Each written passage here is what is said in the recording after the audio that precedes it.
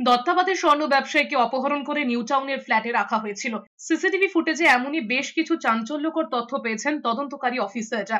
জানা গিয়েছে, মঙ্গলবার দুপুরে দত্তাবাদের সোনার দোকান থেকে তুলে নিয়ে যাওয়া হয়েছিল স্বর্ণ ব্যবসায়ী স্বপন কামিলাকে। ব্যবসায়ীকে তোলার জন্য দুটি গাড়ি এসেছিল। সিসিটিভি ফুটেজে তা স্পষ্ট হয়েছে বলে জানিয়েছে পুলিশ।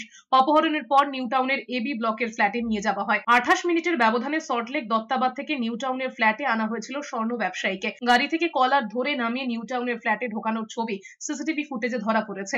দুটি গাড়ির সঙ্গে ছিল 4টি বাইক। সবকটি বাইকের নাম্বার প্লেট স্থানীয় নাম্বার প্লেট নয় বলে জানিয়েছেন তদন্তকারীরা। রাত 9টার পর ফ্ল্যাটে টেনে হিজড়ে ব্যবসায়ীকে বার করার ছবিও সিসিটিভি ফুটেজে স্পষ্ট হয়েছে। ফ্ল্যাট থেকে চিৎকার চেঁচামেচির আওয়াজ পাওয়া গিয়েছিল বলে জানিয়েছেন স্থানীয়রা। 29 অক্টোবর যাত্রাগাছি থেকে উদ্ধার হয়েছিল বছর 40-এর স্বর্ণ ব্যবসায়ী স্বপন কামিলার দেহ।